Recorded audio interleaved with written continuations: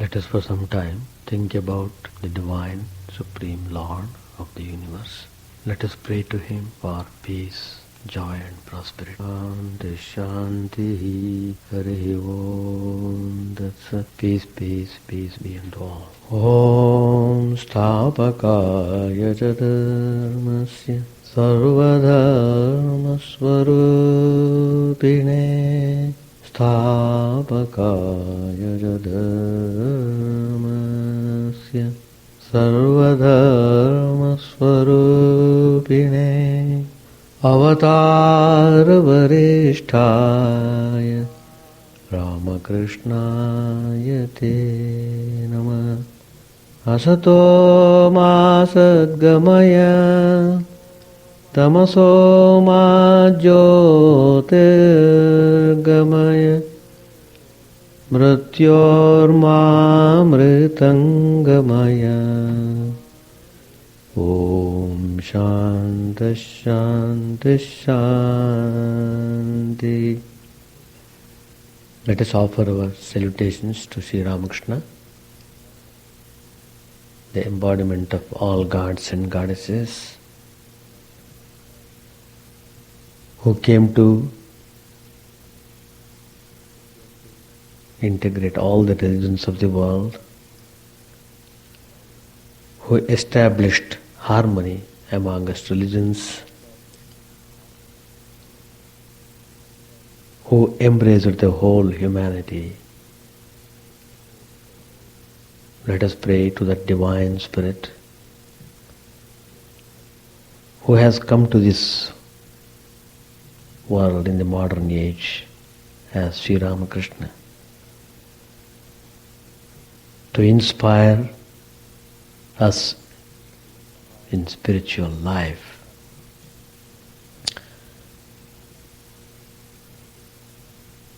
Sri Ramakrishna is very graceful. Sri Ramakrishna himself has said, in this age, it is rather very difficult to live a life of spirituality, unlike other ages.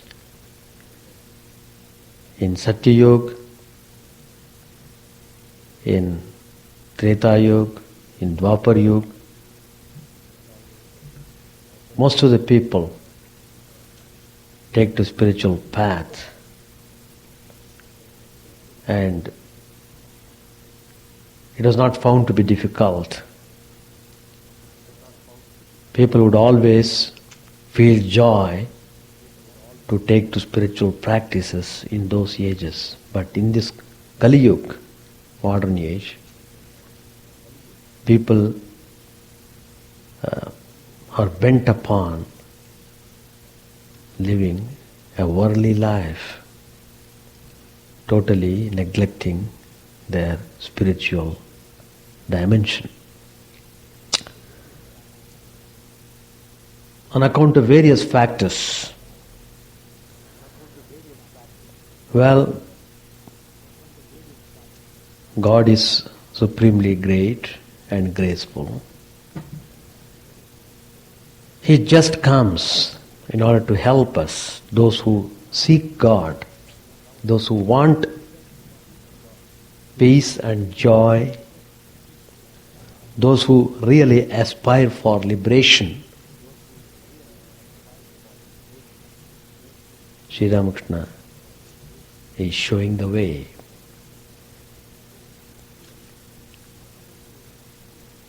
It is possible to achieve results. In fact, it is very easy to get results in this Kali Yuga, unlike other yugas. In the other ages, one has to take lot of time. But in this modern age, so much time is not required. Anyway, there are so many hurdles on the way. That's why we don't see any improvement in our spiritual life.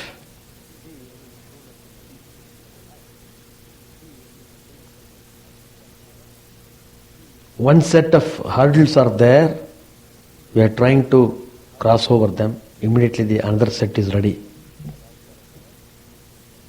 So, we have to confront so many hurdles on the way.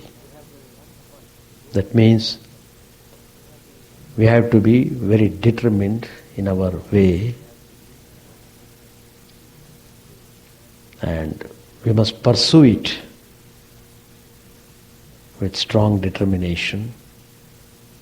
Then it becomes possible.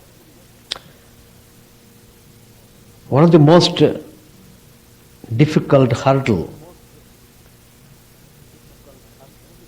we come across in our life is doubts.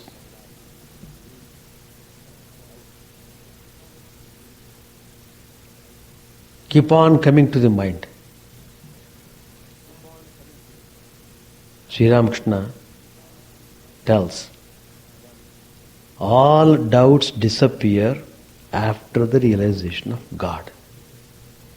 That means doubts remain. Don't bother about them. That's the solution Sri Ramakrishna is giving. Why the doubts come? They come because of the impurities of the mind. It only shows our mind is in a very low condition. It has to be properly purified.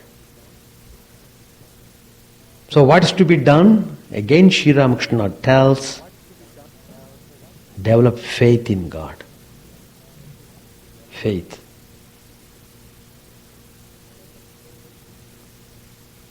With intense faith, take to spiritual sadhanas. And you will see, you will be freed from all doubts by the grace of the Divine Supreme. And another point Sri Ramakrishna tells, that in the holy association, doubts are removed. Many people, they come with all kinds of doubts and problems in the mind. But when they come and sit in front of Mahatmas, after some time they feel so peaceful, and they express many times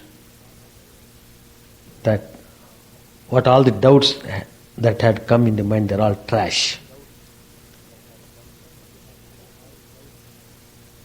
So in the company of the Mahatmas, pure thoughts are awakened. Why did you feel peace? Because of the holiness of the place. So that holiness has got tremendous power. It removes the cloud of impurities.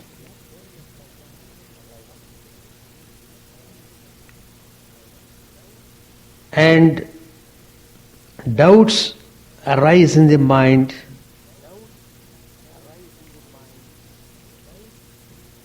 of those people who do not undertake spiritual disciplines. And doubt is the root of all troubles. Doubting. Once a person wanted to cross the ocean. This story has been told by Sri Ramakrishna in the Gospel.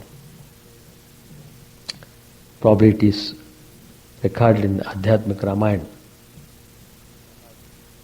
Vibhishan was a king of Lanka.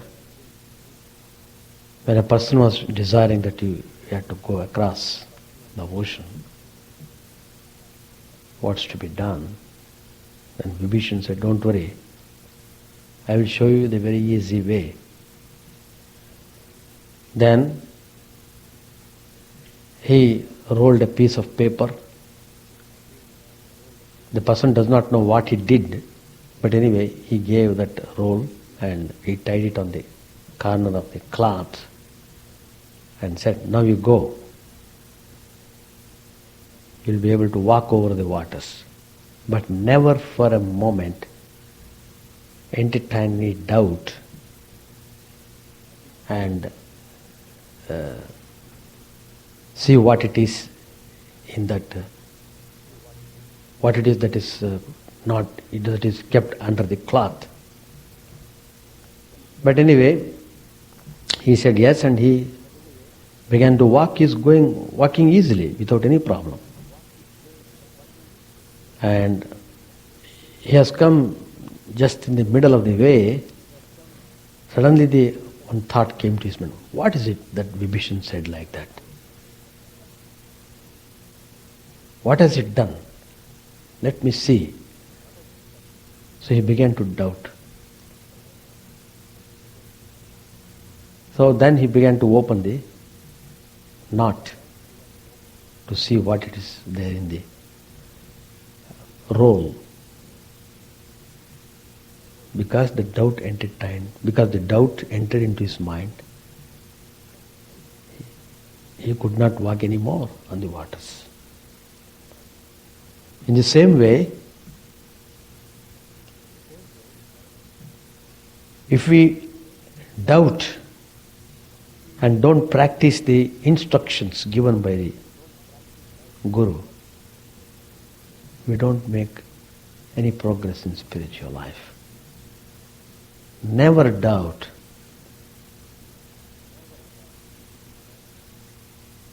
Practice discipline with all sincerity and steadfastness. Doubts, they go. Automatically they will be vanished. Just follow the disciplines.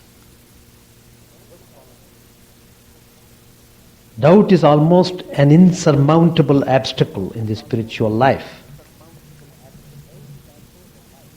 It is not only an obstacle, but a disease. That's why it is said, Samshayatma Vinashyati. The man who keeps on doubting, he ruins himself. It doesn't allow him to go forward. So much about doubt. So what Sri Ramakrishna tells, put all your attention in practices and go on doing things. Don't waste your time and energy in idle gossiping or wasting your time in useless things. What little time you have, make use of it to the best of your capacity. In fact, you get very little time, particularly those who are working in the world, morning to night. They don't find time. Even the little time they get, they waste that time in idle gossiping or in gambling or in dirty habits. Finished. Then life is ruined. Life is ruined. So instead of improving life after life, we degrade ourselves life after life. Instead of rising up the ladder, we are going down the ladder. Instead of rising to the rooftop, we are going to the basement.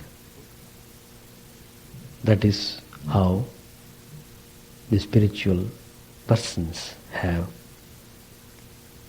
found out the reasons for our suffering in this world. So, the substance of Sri Ramakrishna's teaching is be practical. No more theorizing anything. Implement immediately, no postponement also. Don't think of past. Don't think about what you did wrong today morning. Just if you are ready to accept that what I have done, oh Lord, I won't repeat it. Please forgive me. If you are sincere in that prayer, all the sins, all the bad effect of wrongdoings are washed away. Sri Ramakrishna tells that. What more you want? Why God is not kind, God is not kind. We keep on shouting. How much concession He is giving to us. We don't repent sincerely. We keep on doing things wrong in spite of knowing they are wrong. And afterwards complaining, God is not coming to our help. How to believe Him? So that is not the way. So Sri Ramakrishna tells, just at this moment, even if you 5 minutes, if you are able to keep your mind pure, that's a great achievement. Great achievement. Surrender to Him. Resigning yourself completely to the Divine Being purifies your heart. The act of surrendering to the Lord with all humility is very essential step in the spiritual life. So next point, Sri Ramakrishna tells us to be watchful about our practices. Sri Ramakrishna tells, truthfulness alone constitutes the spiritual discipline of this age. Truthfulness. To be truthful. If one clings tenaciously to truth, he ultimately realizes God. Because God is the very embodiment of truth. If we are not practicing truth, if the mind is not wholly truthful, you will never have realization of God. So Sri Ramakrishna is emphatic about that. Do you want realization? Be truthful in thought, word and deed.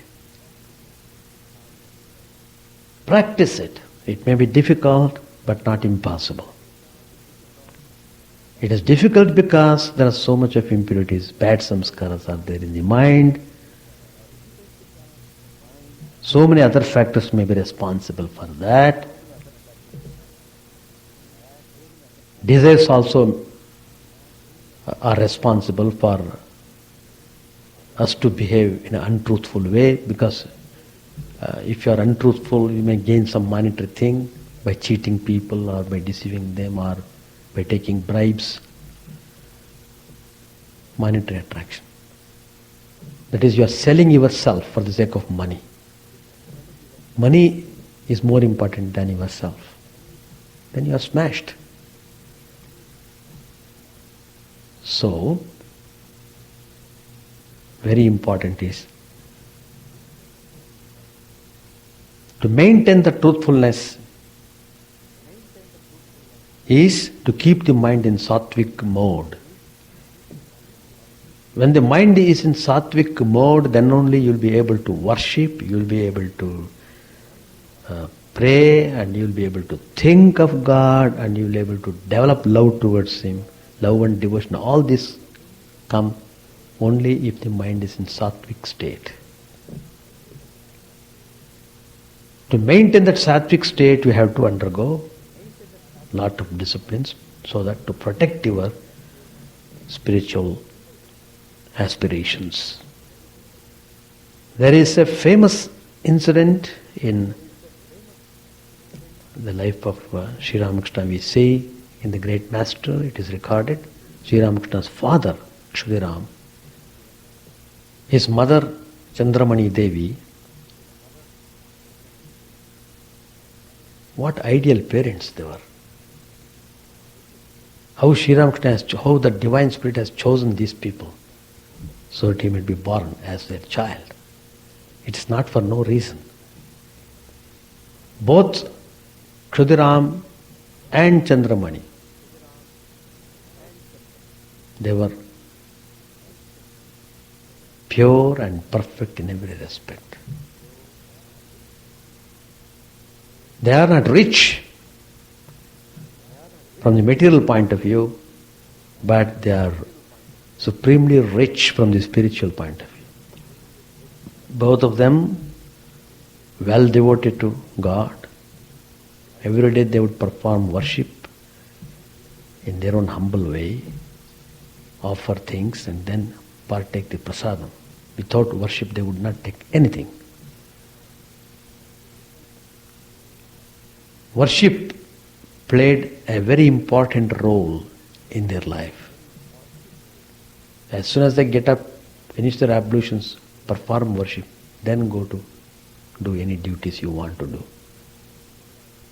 And Kshudiram was very truthful and very simple and pure-hearted person, very kind, helpful to others.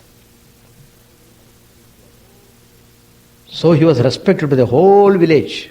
All the people would give tremendous respect to this person because of his qualities, noble virtues.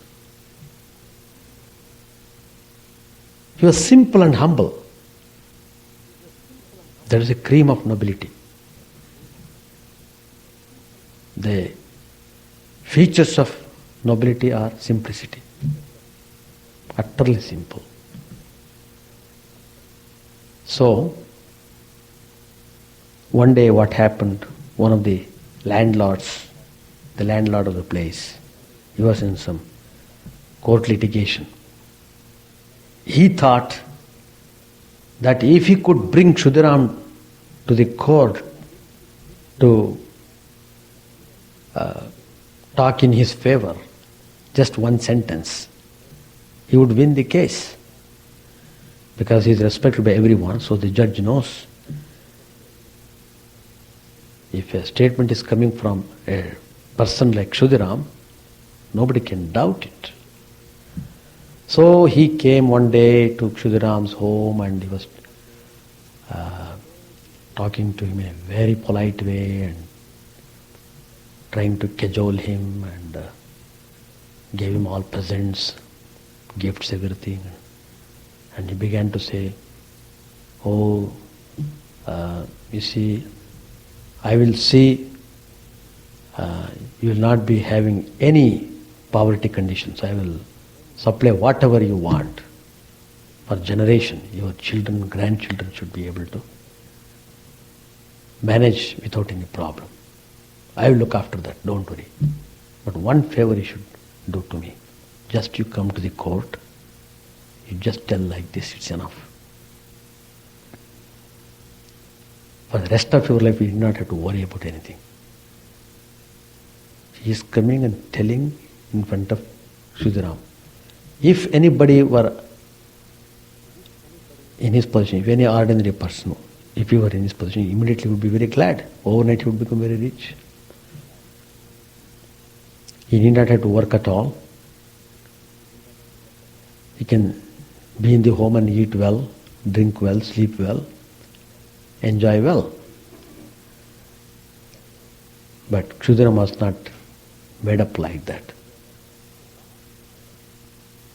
So what? He became terribly sad to hear these words from that landlord. He became terribly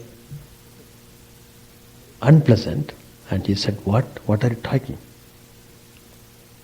Do you mean to say for the sake of your wealth, I should come and tell lies in the court? What are you talking about? Never talk like that. I am not such a person. I don't want any of your things. I don't desire any of your things. I depend on God. Whatever He gives, I will take. If it is His will, I should not take anything. I will be like this. Why are you bothering me? I didn't ask you anything all these days. Why suddenly you are coming and tempting these things? Don't put any pressure upon me like that. So that landlord became very angry. He thought he can do anything. And he literally did like that. What he did, he filed a false suit against Kshudiram. And somehow he grabbed away Kshudiram's land because of the false suit. And Kshudiram had to leave the place, had to get out of his own home, land, everything. Because he refused to tell lies, he has to go like a refugee. He went out gladly with his wife and children. He left the place, left the village,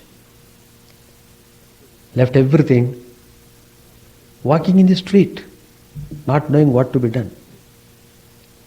He came to another neighboring village, and it so happened one friend was there, and he came to know about this, and he became very sad, and he said, "Oh, you are my dearest friend, you please take this land." He offered his own portion of the land to him so that he can cultivate and live the life. And Kshudiram is telling, if this is Raghuvir's will, he was a devotee of Rama, Sri Ramchandra. If this is Raghuvir's will, let it be done. Who am I? So then, in that little land, he cultivated. They got a very good crop, bumper crop, and everything thereafter went on very well.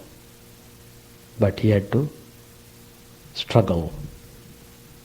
He did not give way to falsehood. So he practiced truthfulness even at the point of crisis. Crises come in the life. Crises come to test us, how we behave at the time of crisis. So, he had the darshan of Sri Ramchandra, and Lord himself told him, "I will be born in your family as your son," and Sri Ramakrishna was born. So that is the way we should try to understand and practice virtues and stabilize ourselves in character. That's very important.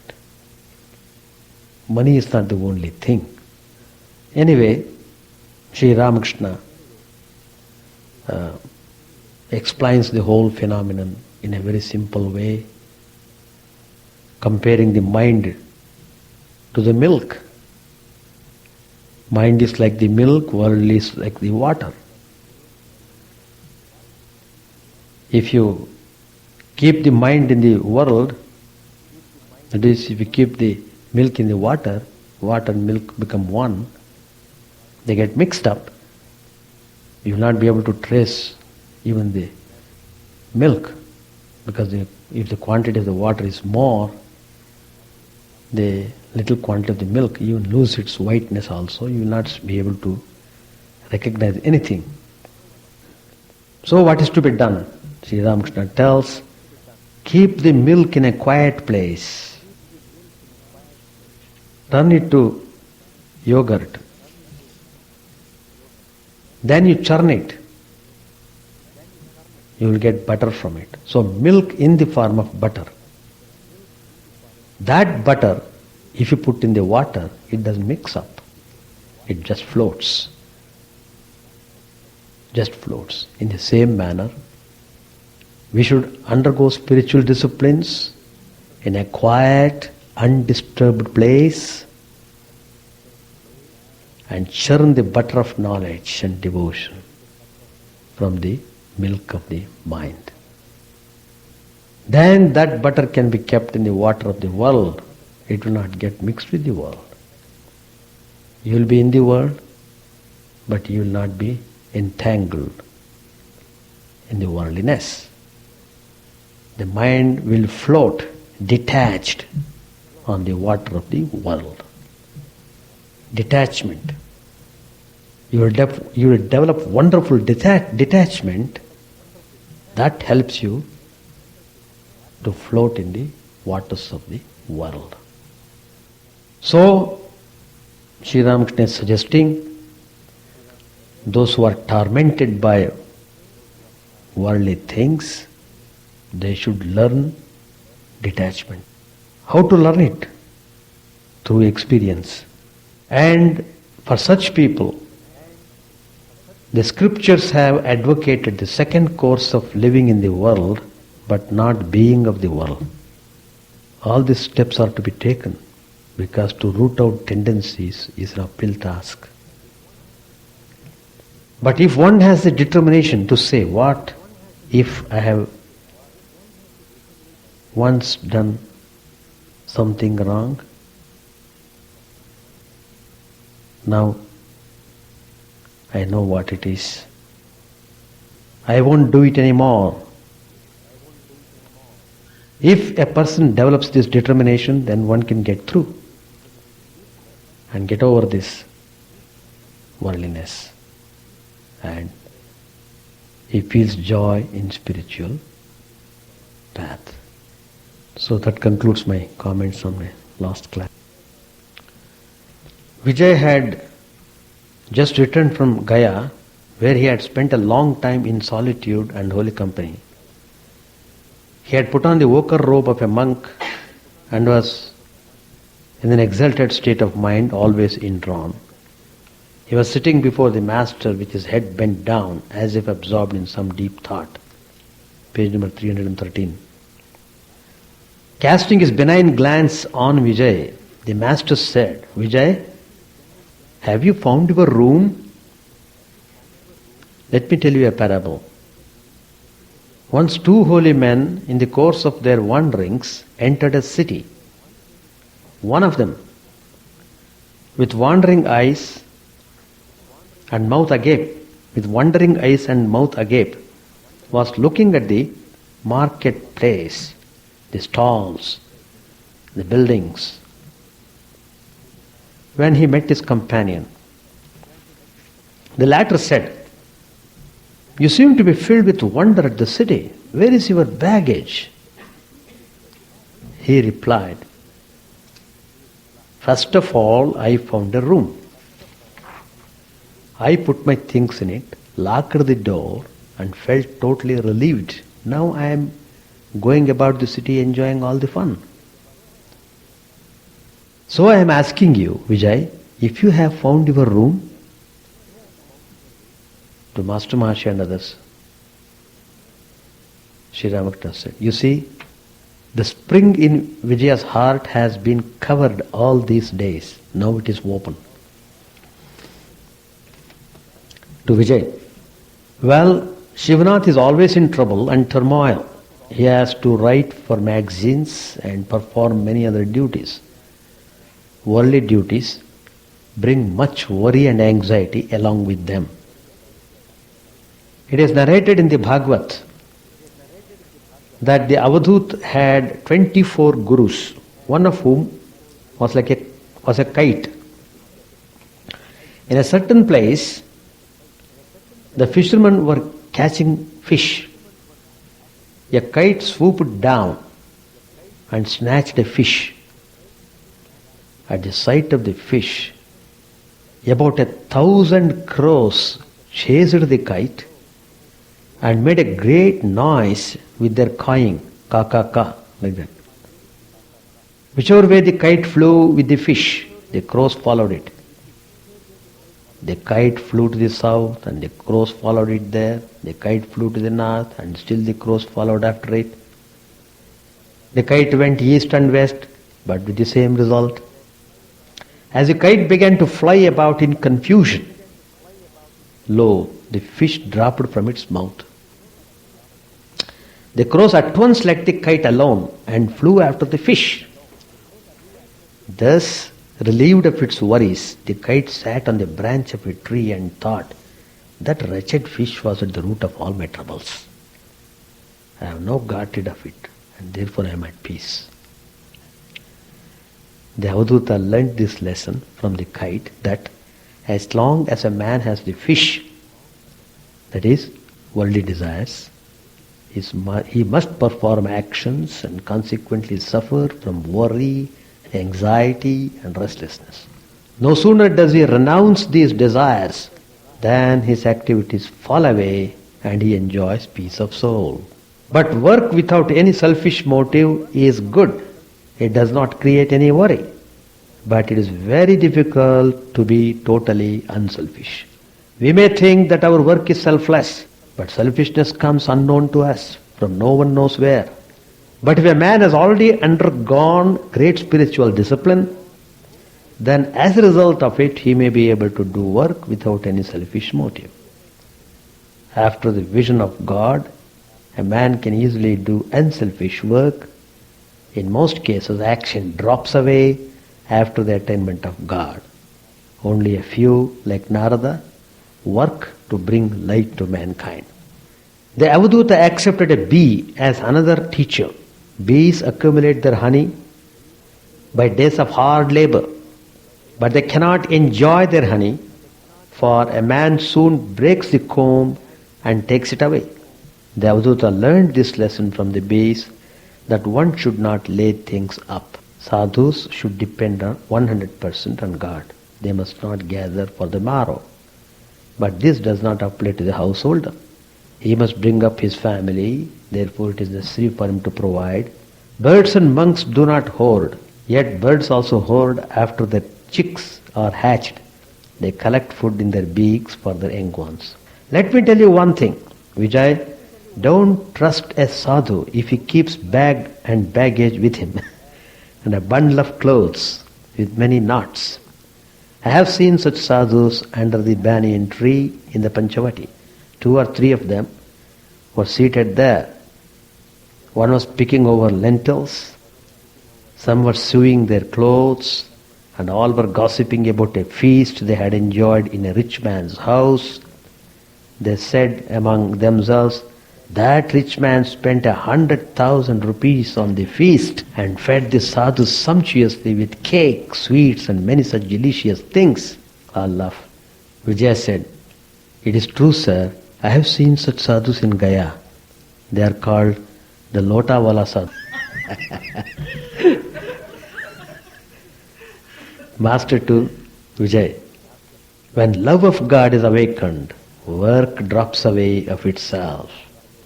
If God makes some men work, let them work. It is now time for you to give up everything. Renounce all and say, O mind, may you and I alone behold the mother, letting no one else intrude.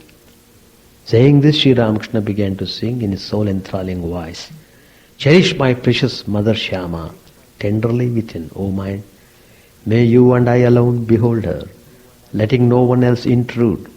O mind, in solitude enjoy her, keeping the passions all outside.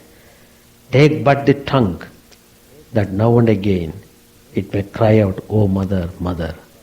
Suffer no breath of base desire to enter and approach us there, but bid true knowledge stand on guard, alert and watchful evermore. The Master said to Vijay, surrender yourself completely to God and set aside all such things as fear and shame. Give up such feelings as what will people think of me if I dance in the ecstasy of God's holy name. The saying, one cannot have the vision of God as long as one has these 3, shame, hatred and fear, is very true. Shame, hatred, fear, caste, pride. secretiveness and the like are so many bonds. Man is free when he is liberated from all this. When bound by ties, one is Jiva. And when free from ties, one is Shiva. Prema, ecstatic love of God, is a rare thing. First of all, one acquires bhakti. Bhakti is single-minded devotion to God. Like the devotion a wife feels for her husband, it is very difficult to have unalloyed devotion to God. Through such devotion, one's mind and soul merge in Him. Then comes bhava, intense love. Through bhava, a man becomes speechless.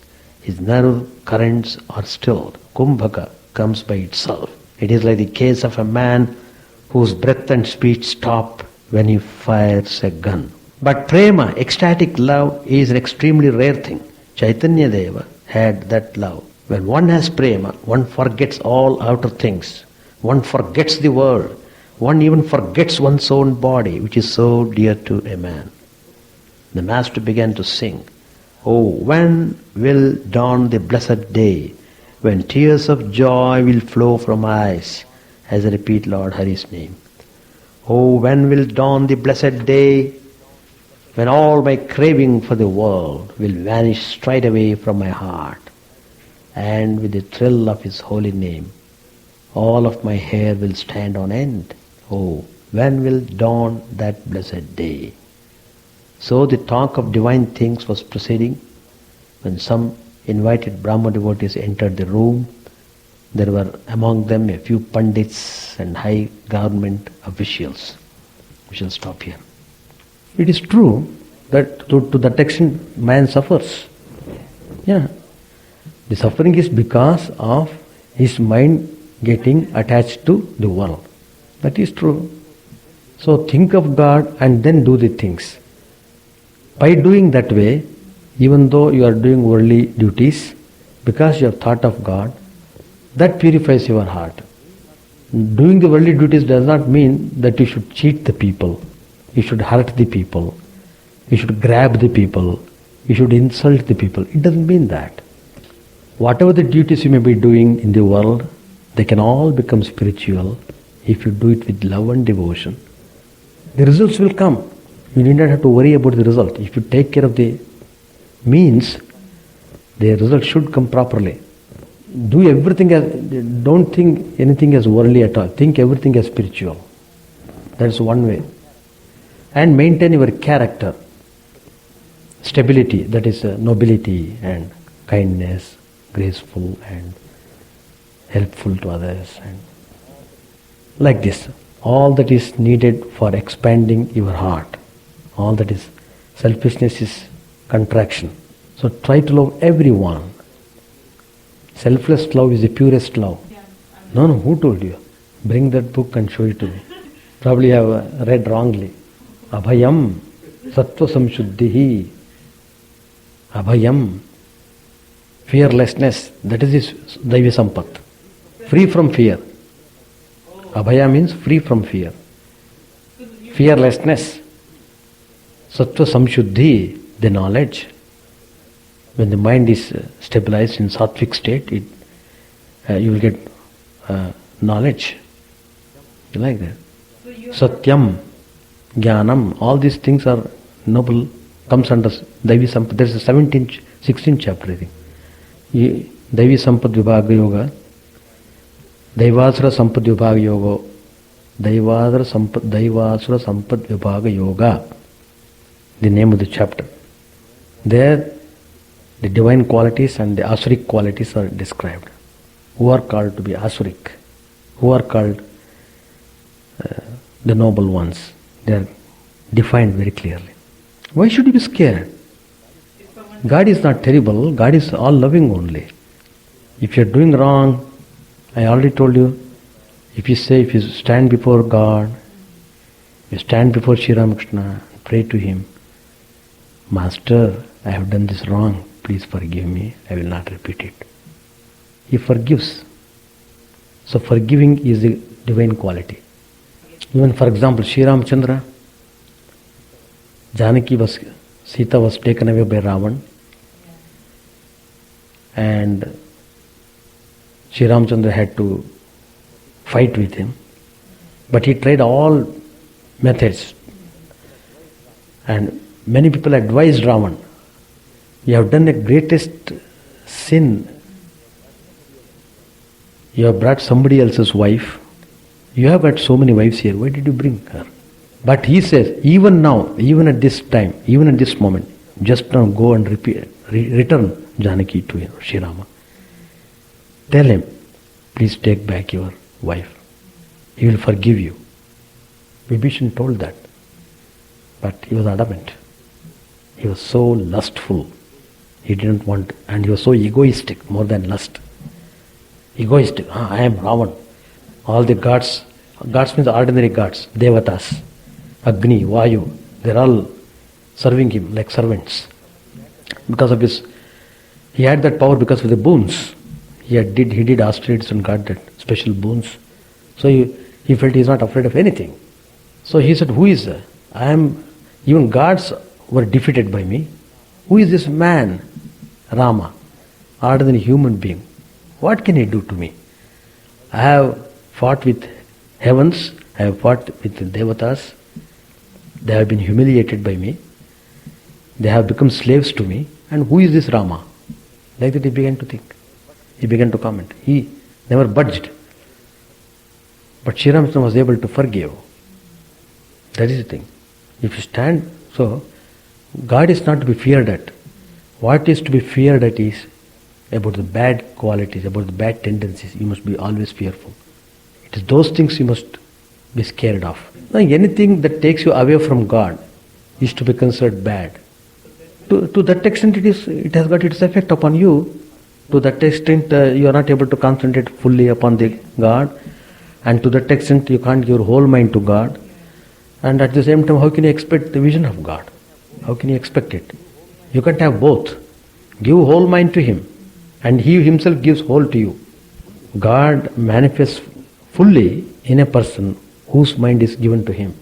So world is a forum, it's a place we are learning lessons, but you have to learn. If you don't learn, suffering is the way. Through suffering also you have to learn. Learning, we have come to this world to learn, to educate, to characterize ourselves, to turn to spiritual path. That is the purpose of coming to this world. In no other world it is possible. It's only here your way to spiritual path is open. Not in heavens, not in hells. Heaven is the place of enjoyment. Just they enjoy, keep on enjoying. They don't know. One fine day they dissolve. That is death. There is no old age, according to the scriptures. No old age. You get all enjoyment as long as your merit is there. When the merit is over, you will be given ticket. Get out. You are just dropped. You are literally dropped here. No, child Devamsha, they say in a different. Child is Devamsha because the child, before the mind develops, just before it's coming from the womb, the child is always in its true self. That is, it will be enjoying its own Atma Jnana. But as soon as it falls into this world, it cries because he is deprived of that joy. All along he was joyful, spiritual ecstasy. But that is forgotten. As soon as he is born in this world, that is taken away. So it is crying. Devamsha means that because the mind is in a sattvic state at that time, because child, you find that all the noble qualities, you find them well defined in the child. There is no jealousy, there is no hatred, there is no anger, etc., etc. All those things which you find in grown-up people, you don't find all those things there. So that's why the child is attractive. But when they grow, all the tendencies begin to sprout. That's the thing. No, the idea here is telling that anything done in a limited way has its value. It crosses its limits, then it loses its value. Like that is the meaning of doubts. Doubt in the sense to understand inquiry is good. But how long you keep on inquiring it? How long? So you have to put a limitation. Certain things are required to know, but doubting is a retarding power. It retards. It discourages you. See, the doubts come because we are impatient. We don't do spiritual practices sufficiently and we want result immediately. And why don't we analyze ourselves? What is the reason why I am not getting this? So we have to study case study, let's say, case study. You see, you can develop belief, you can develop faith in studying the lives of the holy people. Like that you must develop faith. So, once you develop that faith, then what they say, before entering into wrangling or keep on arguing about the things, do something positively. Practice it. And Sri Ramakrishna himself tells, when you keep on practicing it, time will come when all your doubts will be washed away. Have that patience. Doubts will go away. Doubts should not raise their heads to such an extent that it will not allow you to do any practices. That is the danger of the doubts. That's what Sri Ramakrishna means.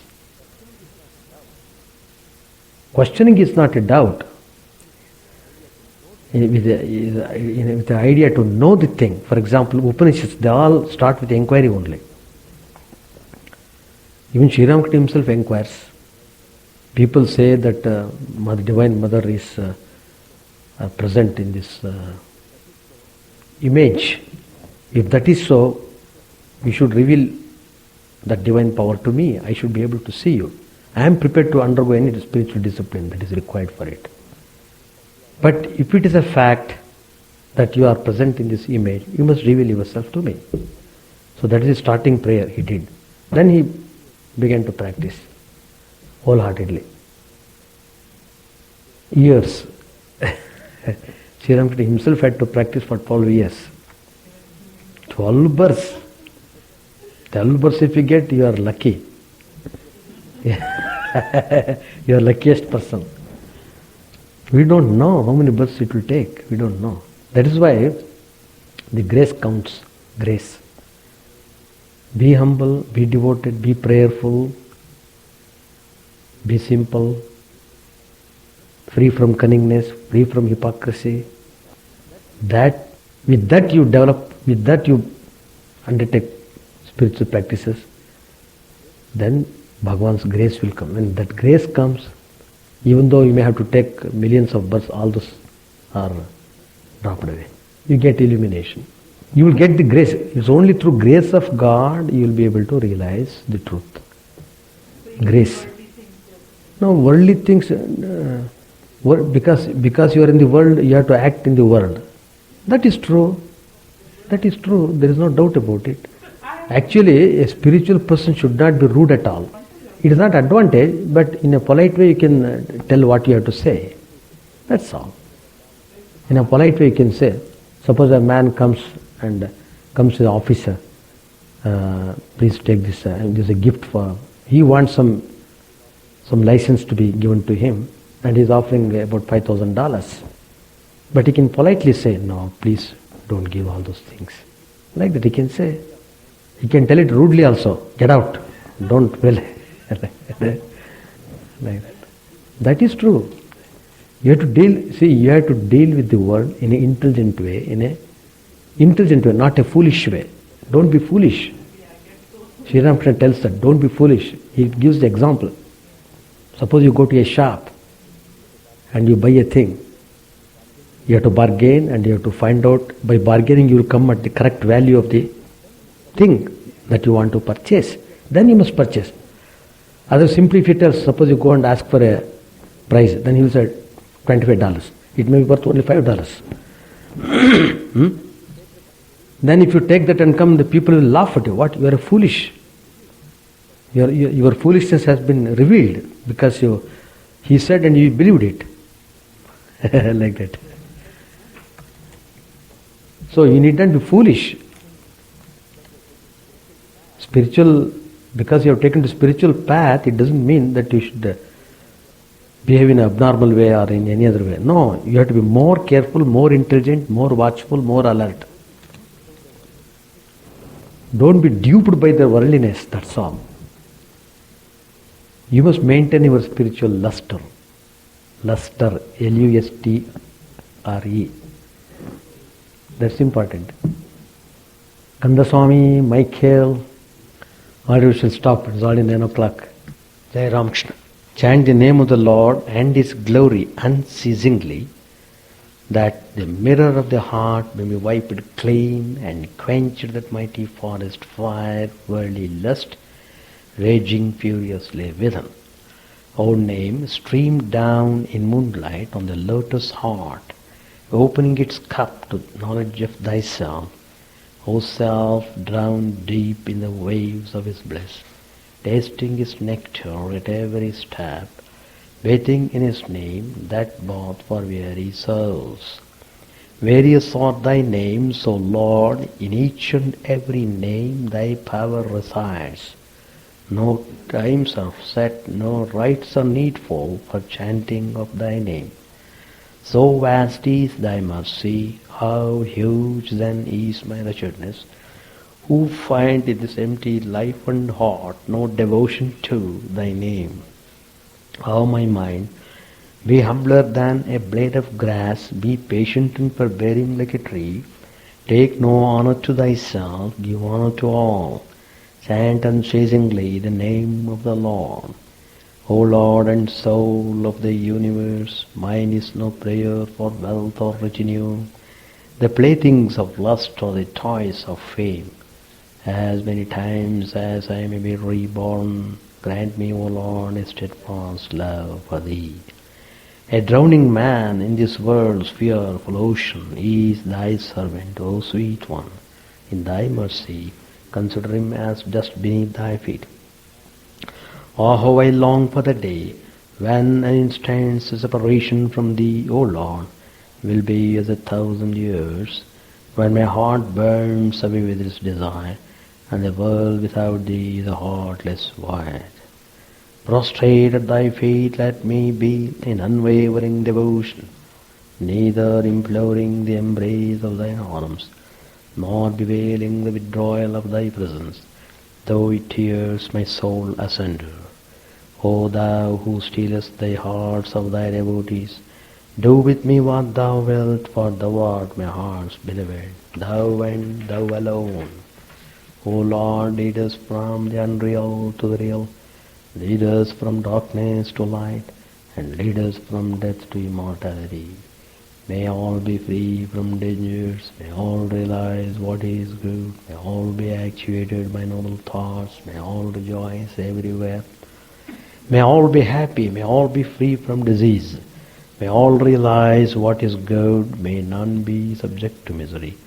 May the wicked become virtuous, may the virtuous attain tranquility, may the tranquil be free from bonds, may the freed make others free. May good betide all people, may the sovereign righteously rule the earth, may all beings ever attain what is good, may the worlds be prosperous and happy.